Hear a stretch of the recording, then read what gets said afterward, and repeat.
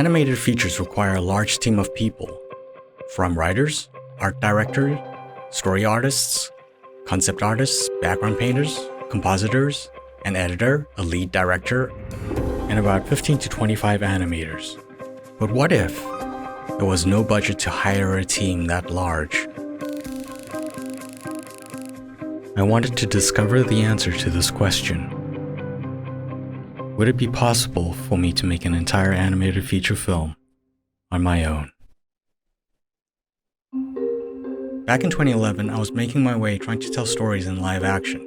My goal was to one day make a feature film. The stories I wanted to tell were always larger in scale with action and high concepts. I was working as a VFX artist at the time and figured I would be able to one day tackle a feature-length film. However, this would feel like an impossible task with just how much a short film costs to make.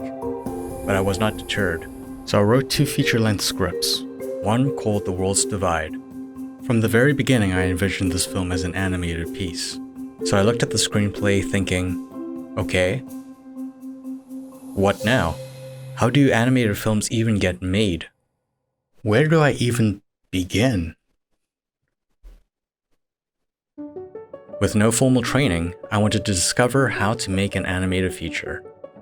How much could I learn from just watching behind the scenes, or learning from internet forums and other online artists? It turns out a lot. I spend my time watching all kinds of behind the scenes on DVD extras and commentary on various animated films. I'd spend weekends going through online tutorials. I'd ask questions on artist forums. The fact is, artists really want to help each other out.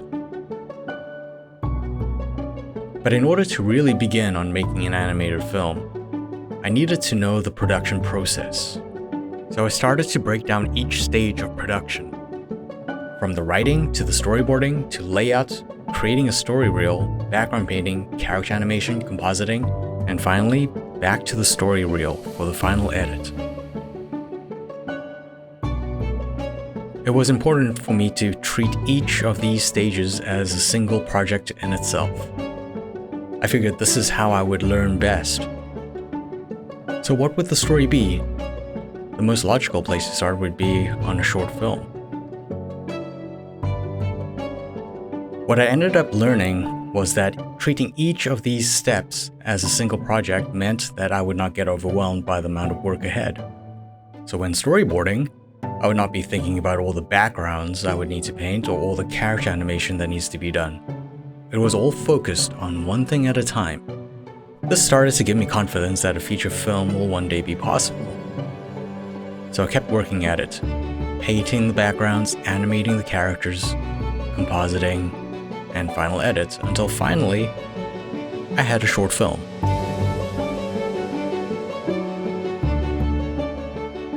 Through the process, I now knew how an animated production gets made.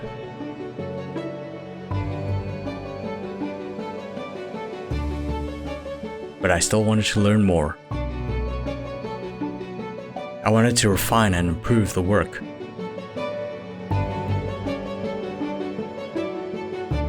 So I made another short film. And another.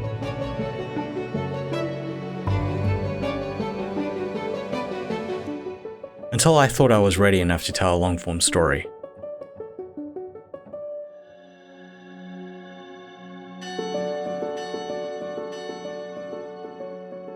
Feature films are about 90 minutes long, and I felt at the time that possibly an hour would be more manageable. But 60 minutes is too short to be a feature, and too long to be a short film. What if it was just a web series?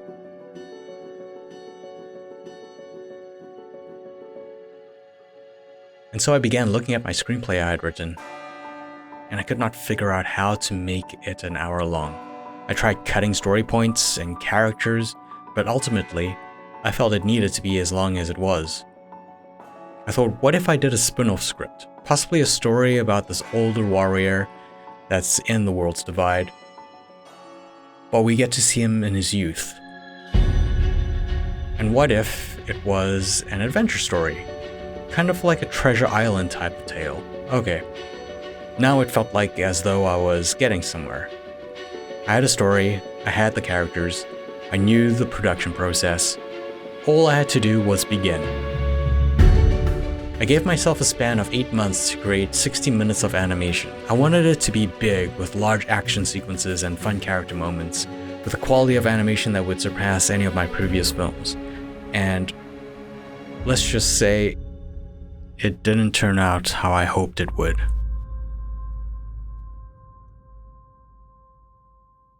Transitioning from making a short film to a 60-minute animated story was vastly different. The amount of time it took was longer, and with my 8-month deadline, I was only able to do extremely limited animation. I ended up rotoscoping a ton of things, and by the end of those 8 months, my hand was unusable. For about a year after, I would have constant hand pain. I felt perhaps this endeavor was impossible.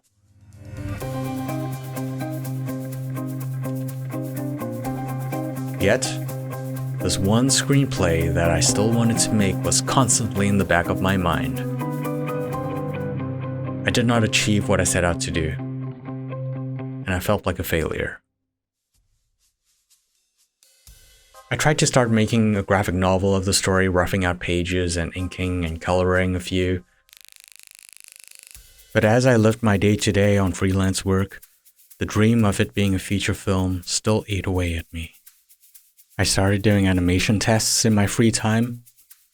I started learning 3D animation purely out of curiosity. I was thinking that perhaps another short film? As much as I love traditional animation, maybe I can learn 3D animation and try something new. My tests led me to trying out a 3D to 2D hybrid, and it did not feel as terrible as I thought it would. I felt if I was not having to draw every frame solely just to save my hand, this could be a viable option. But was I ready to make the worlds divide? Not quite. I decided to continue with the characters from the web series, tell a whole new story all while testing 3D animation on this project. I also had decided to give myself more than 8 months. This would be a 2-year-long journey. And through government grants, I was able to begin my experimentation on the 2D-3D hybrid. One thing I wanted to keep was some of that hand-drawn animation within the production, and that led me to working on all the faces using 2D animation. I would hand-draw each expression and sometimes redraw hair. My 3D was not perfect, so fixing things with draw-overs was just part of the production process. This still ended up leading to some very limited animation. However, it felt like a step in the right direction. I completed an hour and 41 minutes of a feature film, my very first feature film. It wasn't as great as I hoped it would be, but there was potential. The dream of telling the worlds divide was back, and it felt attainable. I had the same confidence in the production process as when I started the web series coming from short films. I was back in a comfortable place to begin working on this one feature screenplay I had wanted to make all this time. So I began taking on as many freelance work as I possibly could to save as much money to survive a 2-year-long production process. Once I had enough saved, I jumped right into working on this feature. I wanted the animation to be on par with my short films. I wanted it to be better than what I had done with the web series and my first feature. In many ways, I felt like I went backwards in skill when trying to tell longer form stories. I wanted to get back to where I once was. For this production, I felt it was about time I brought more artists on board. And from learning more about 3D on my previous feature, I brought in a technical director and a 3D modeler. Modeling and rigging characters was my weak point, as I was still new to 3D. I knew it would take me far too long and would not look as good if I had to do it all myself. I spent about 2 years animating, and as I was reaching the end,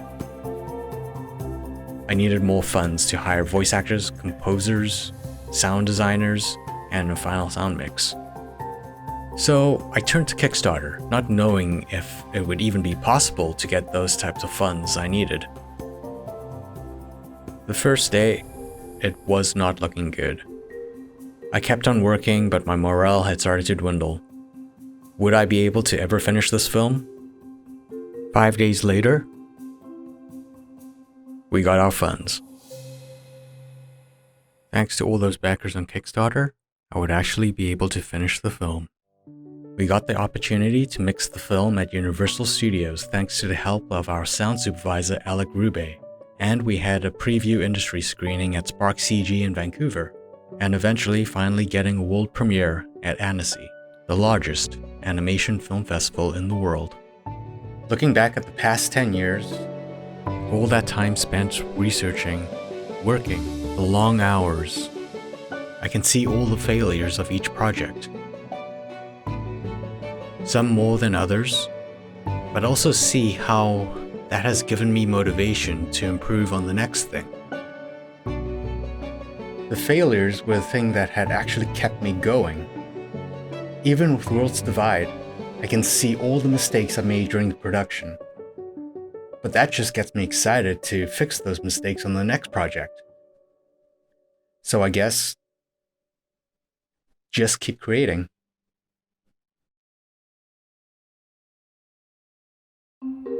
If you're interested in knowing more about the Worlds Divide, I have an art book that dives deeper into some of the technical stuff and the making of the film. It's a beautiful hardcover book with a ton of artwork, background paintings, and some storyboards made for the film. Link in the description or below. Thank you all for watching.